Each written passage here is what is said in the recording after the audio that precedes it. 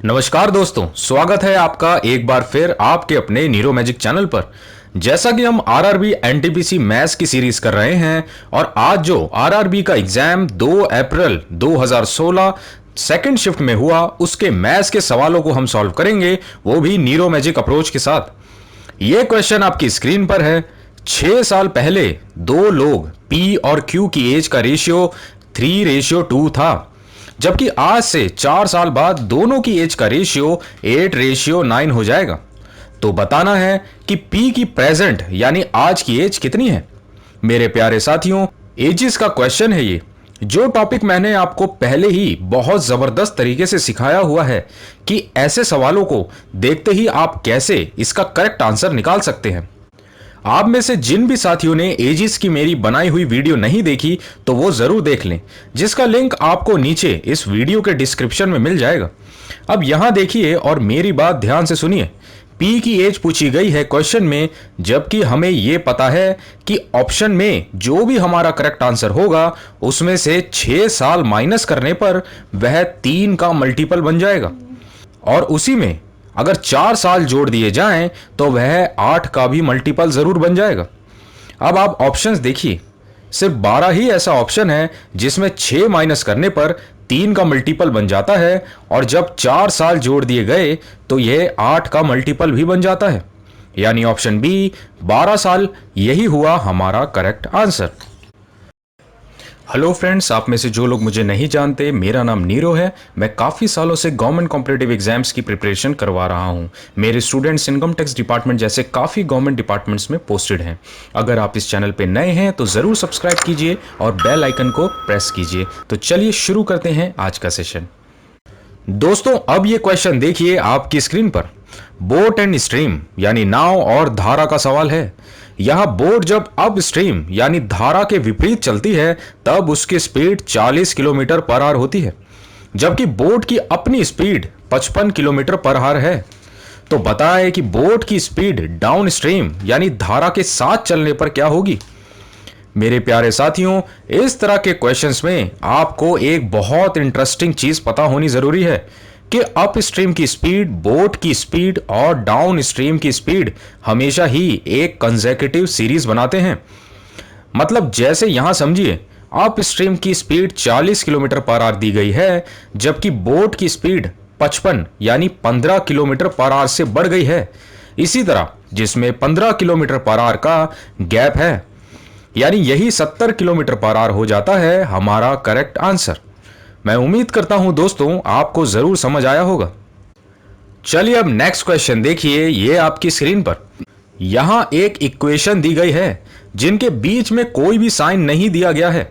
अब यही बताना है कि ऑप्शंस में वो कौन से सही साइन इनके बीच लगाने होंगे जिसको सॉल्व करने पर इक्वल्स टू में 82 आ जाए। मेरे प्यारे साथियों, अक्सर मैंने ये देखा है कि इस तरह के क्वेश्चंस को काफी कैंडिडेट्स सारे ऑप्शंस लगाकर ही चेक करने लग जाते हैं, जिससे वह अपना टाइम काफी ज्यादा बर्बाद कर बैठते हैं, जबकि ऐसा कुछ भी करने की जरूरत नहीं होती आपको। यहां समझिए, जब भी इस तरह की कोई क्वेश्चन आपको चाहे रीजनिंग या मैथ्स के सेक्शंस में मिल जाए, तब आपने सिर्फ और सिर्फ सबसे पहले ऐसी 2 टर्म देखनी होती है जो आपस में पूरी तरह डिवाइड हो सके। जैसे यहां ध्यान से देखिए, 44 और 4 ऐसी 2 टर्म हैं जिनके बीच अगर डिवाइड यानी भाग का साइन लगाया जाए तो यह पूरी तरह भाग हो जाएगा। यानी यहां से यह साफ हो जाता है कि जो भी हमारा करेक्ट आंसर होगा उसके शुरुआत में ही डिवाइड का साइन जरूर दिया गया होगा। अब ऑप्शंस देखिए आप, सिर्फ ऑप्शन डी ही ऐसा है जिसमें डिवाइड का साइन सबसे पहले है, यानी यही हो जाता है हमारा करेक्ट आंसर। और साथियों, ये जो इंटरेस्टिंग बात मैंने आपको बताई, इसको आपने कभी नहीं भूलना है, क्योंकि रीजनिंग में मैथमेटिकल ऑपरेशन के टॉपिक से भी काफी सवाल सिर्फ इसी डिवाइड वाली ट्रिक से पलक झपकते ही सॉल्व कर सकते हैं। चलिए अब नेक्स्ट क्वेश्चन की तरफ। यहां एवरेज बताना है 12 से डिवाइड होने वाले शुरुआती 20 नंबर्स का। बताइए क्या करेंगे इसमें आप। अगर आप ये सोच रहे हैं कि पहले 20 टर्म निकालेंगे जो 12 से डिवाइड हो रही हो, तो आप बिल्कुल गलत सोच रहे हैं। आप सबसे पहले यहां एक छोटी सी बात समझिए कि एवरेज का मतलब होता है मिड वैल्यू, यानी कोई भी सीरीज अगर सेम गैप में दी गई हो तो उनका मिड टर्म यानी बीच वाली वैल्यू ही एवरेज कहलाती है। जैसे यहां देखिए, अगर मैंने लिखा 1 2 3 जो एक ऑड नंबर की सीरीज है जिनमें गैप सेम है यानी एक का ही डिफरेंस है, तो इसकी मिड वैल्यू यानी 2 ही हुआ इस सीरीज का एवरेज। जबकि अब इसे एक नंबर और बढ़ाकर लिख दिया जाए, जैसे 1 2 3 4। अब यहां इवन नंबर यानी सम संख्या है, टोटल टर्म 4, तो अब इस केस में बीच की दो टर्म की मिड वैल्यू ही एवरेज होती है। जैसे यहां 2 और 3 के बीच की टर्म हुई 2.5। अब ये 0.5 इसलिए क्योंकि सीरीज में एक का गैप था। यानी आप समझिए कि यहां भी 20 टर्म पूछा गया है जो 12 के मल्टीपल हैं, यानी इवन नंबर, जिससे बीच की दो टर्म ही चाहिए होगी हमें, जो 10वीं और 11वीं होंगी, यानी 120 और नेक्स्ट टर्म यानी 11वीं 12 के गैप के बाद 132 हो जाती है। अब इन दोनों के बीच की टर्म हो जाती है 126। अब ये 6 इसलिए क्योंकि 12 का गैप था, जिससे ये ऑप्शन सी 126 ही हुआ हमारा करेक्ट आंसर। मैं उम्मीद करता हूं दोस्तों आपको जरूर समझ आया होगा। साथियों, अब आगे बढ़ने से पहले आप मुझे कमेंट्स में जरूर बताएं कि अगर मैथ्स के सारे टॉपिक्स आप नीरो मैजिक अप्रोच से सीखना चाहते हैं तो, और जो चैप्टर आपका वीक है उसे जरूर कमेंट्स में बताएं। जिस टॉपिक की डिमांड सबसे ज्यादा होगी हम उसे ही सबसे पहले स्टार्ट करेंगे। अब ये क्वेश्चन देखिए आपकी स्क्रीन पर। यहां एक सीरीज दी गई है और हमसे इनका मीडियन पूछा गया है। साथियों, मीडियन आप समझिए कि दी गई सीरीज के नंबर्स को असेंडिंग ऑर्डर यानी छोटे से बड़े नंबर की फॉर्म में लिखने के बाद जो भी नंबर सबसे बीच में यानी मिड में आएगा वही मीडियन होता है। लेकिन अब आप अगर ये सोच रहे हैं कि इनको दोबारा से अरेंज करके छोटे से बड़े नंबर तक लिखना होगा, तो ऐसा बिल्कुल नहीं है। आप यहां देखिए, टोटल टर्म यहां 7 है, यानी जो चीज आपको मैंने लास्ट क्वेश्चन में समझाई थी कि मिड टर्म वही ऑड नंबर के केस में बहुत आसान होता है निकालना, यानी फोर्थ टर्म जो होगी वही मिड टर्म होगी। बस अब आप अपने माइंड में ही छोटे से बड़ी टर्म तक नंबर डालिए, और ये 31 हुआ 1, 53 सेकंड, और 55 3, और यहां 56 हो जाता है फोर्थ टर्म, यानी यही हुआ हमारा करेक्ट आंसर। मेरे प्यारे साथियों, इस तरह के सवाल लगभग आरआरबी एग्जाम के हर एक सेट में पूछे गए थे, तो आप इसको हल्के में बिल्कुल मत लेना। जैसे मीडियन के अलावा आपसे इनका मीन या मोड भी पूछा जा सकता है, जिसमें मीन आपका एवरेज ही होता है, जबकि मोड वह नंबर कहलाता है जो नंबर किसी सीरीज में सबसे ज्यादा बार रिपीट हुआ हो, यानी ज्यादा बार आया हो। मैं आशा करता हूं इस चीज का आपको हमेशा ख्याल रहेगा। चलिए अब नेक्स्ट क्वेश्चन देखिए, ये आपकी स्क्रीन पर। यहां देखिए, किन्हीं दो नंबर्स का एचसीएफ और एलसीएम दिया गया है 3 और 2730, जबकि एक नंबर 78 गिवन है हमें, तो बताना है कि दूसरा नंबर क्या होगा। साथियों, इस तरह के क्वेश्चंस को आप हमेशा ही यूनिट डिजिट की हेल्प से ही करा करें। समझिए कैसे। यहां एचसीएफ और एलसीएम को मल्टीप्लाई ना करके इनके यूनिट डिजिट्स को ही मल्टीप्लाई कर दिया जाए। जैसे यहां 3 से ये यहां 0 मल्टीप्लाई होकर 0 ही आ जाएगा।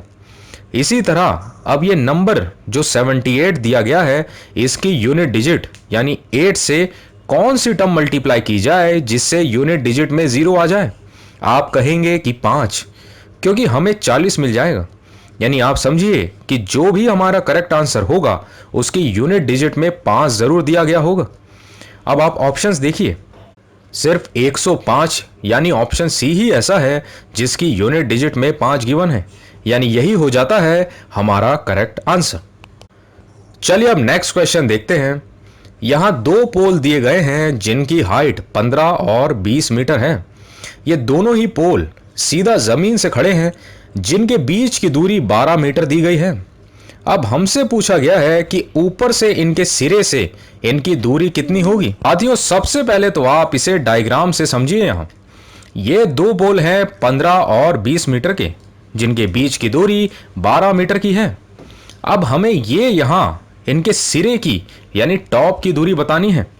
दोस्तों यहां समझिए कि दोनों के बीच की दूरी 12 मीटर है, यानी ये यहां भी 12 मीटर की ही हुई, जिससे ये वाला पोल का भाग हो जाता है 5 मीटर का, क्योंकि 7 वाला पोल 15 मीटर का था, जिसकी सीध में 20 मीटर वाला पोल भी वहां तक 15 मीटर का ही हुआ, जिससे ऊपर वाला भाग 5 मीटर का बना। अब आपको मैंने पिछली वीडियो में भी ट्रिपलेट के बारे में बताया था कि 12, 13 और 5 वाला ट्रिपलेट आपको बाय हार्ट याद होना चाहिए, क्योंकि ये बहुत कॉमन है और लगभग हर एग्जाम में इससे कोई ना कोई सवाल आ ही जाता है। साथियों वैसे भी मैं आपको राइट एंगल ट्रायंगल के ट्रिपलेट का ऐसा तोड़ बताऊंगा जिससे आप किसी भी सिर्फ एक ही नंबर से पूरा ट्रिपलेट पता लगा सकते हैं। जी हाँ, और अगर आप वो टेक्निक सीखना चाहते हैं तो कमेंट्स में ज़रूर बताएं। चलिए, तो यहाँ ये 13 मीटर ही हो जाता है हमारा करेक्ट आंसर। साथियों अब ये क्वेश्चन देखिए कंपाउंड इंटरेस्ट का आपकी स्क्रीन पर। यहां बताना है कि 48,000 रुपए पर 2 साल में 20% के रेट ऑफ इंटरेस्ट पर कितना कंपाउंड इंटरेस्ट होगा। दोस्तों आप इंटरेस्ट वाले क्वेश्चंस में बहुत ध्यान से देखना कि इंटरेस्ट पूछा गया है या अमाउंट, क्योंकि अक्सर दो तरह से ही आपको ऑप्शंस गिवन होते हैं और जल्दबाजी में कैंडिडेट्स गलती कर बैठते हैं। अब यहां इस क्वेश्चन के लिए आपको फॉर्मूला लगाने की कोई ज़रूरत नहीं है। आप याद कीजिए पिछली वीडियो में मैंने आपको बताया था कि 2 साल के लिए हम कैसे रेट ऑफ इंटरेस्ट का स्क्वायर करके निकालते हैं। आप भूल गए हैं तो यहां दोबारा समझिए। इंटरेस्ट 20% दिया गया है, मतलब यहां से ये बात साफ हो जाती है कि पहले और दूसरे साल 20% इंटरेस्ट तो रहना ही है, बस दूसरे साल में 20 से थोड़ा ज़्यादा इंटरेस्ट रहेगा क्योंकि कंपाउंड इंटरेस्ट है। अब वो कितना ज़्यादा रहेगा उसके लिए मैंने आपको सिखाया था कि इस इंटरेस्ट का ही स्क्वायर कर देना है आपको, जो होगा 400। और अब लिखने का तरीका भी देखिए आप, 4.00 ऐड हो जाएगा सेकेंड ईयर में।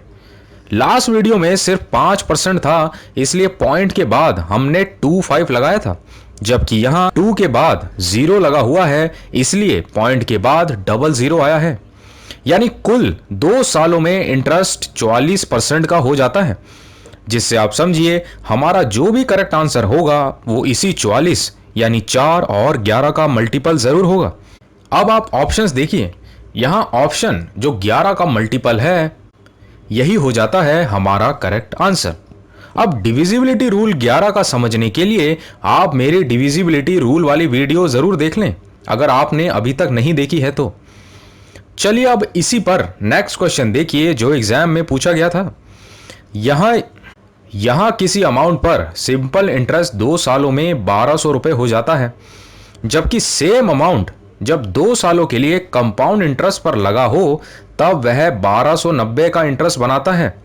तो बताएं कि टोटल अमाउंट कितना था जिस पे इंटरेस्ट लगा।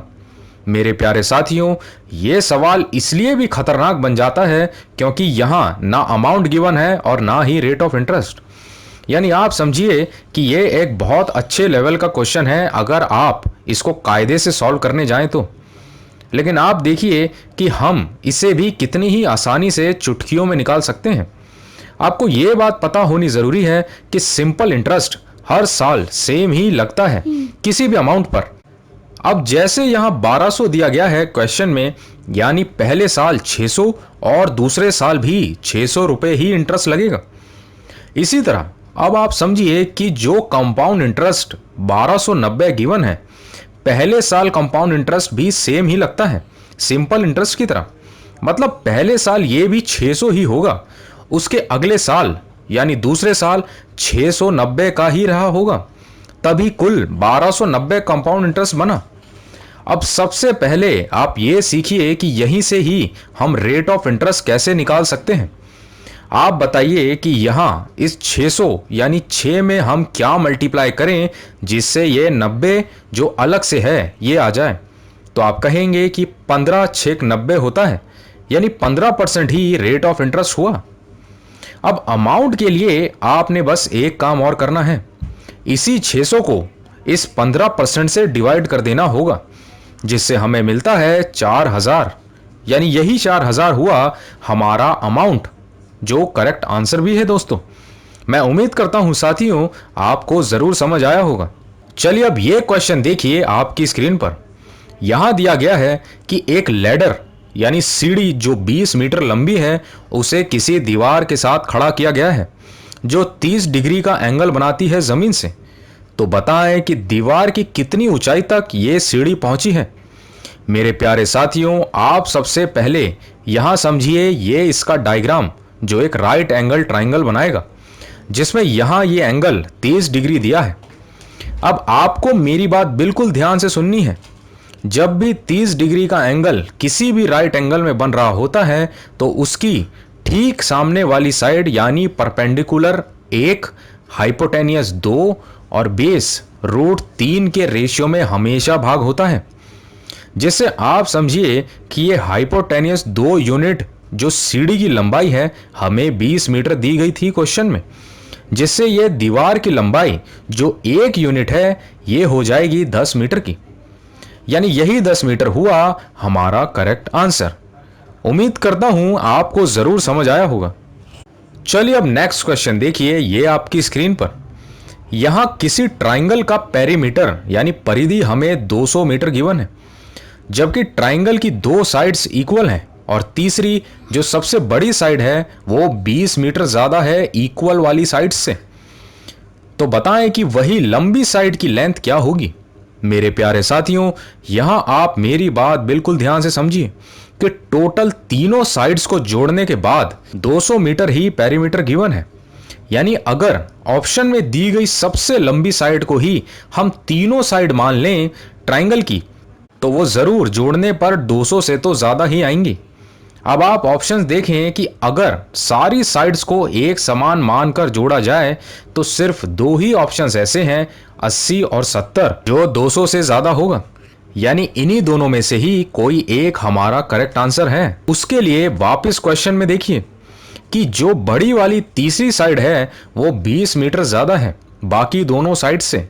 यानी ये यहां से साफ हो जाता है कि हमारा जो भी करेक्ट आंसर होगा उसमें से 20 मीटर माइनस करने पर दोनों स्मॉल साइड्स जो इक्वल हैं वो मिल जाएंगी और फिर सबको ऐड करने पर 200 आना ही है। अब आप देखिए कि 80 ही एक ऐसा ऑप्शन है जिसमें से जब हमने 20 माइनस किया तो हमें मिला 60, जिनको ऐड करके 80 से जोड़ा जाए तो 200 भी मिल जाता है हमें। यानी यही हुआ हमारा करेक्ट आंसर। चलिए अब नेक्स्ट क्वेश्चन की तरफ। यहां 90 कॉइन्स यानी सिक्के दिए हैं जो 5 और 10 पैसा के हैं। अब अगर उन सिक्कों की वैल्यू टोटल 7 रुपए की हो तो बताएं कि 5 पैसा के कितने सिक्के थे।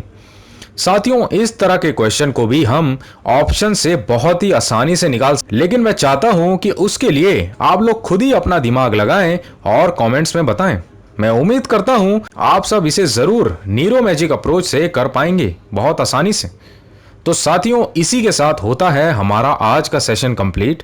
मैं आशा करता हूं आपने हमेशा की तरह आज भी कुछ नया सीखा होगा जिससे आपको काफी फायदा मिलेगा। आप अपने व्यूज नीचे कमेंट्स में जरूर बताएं।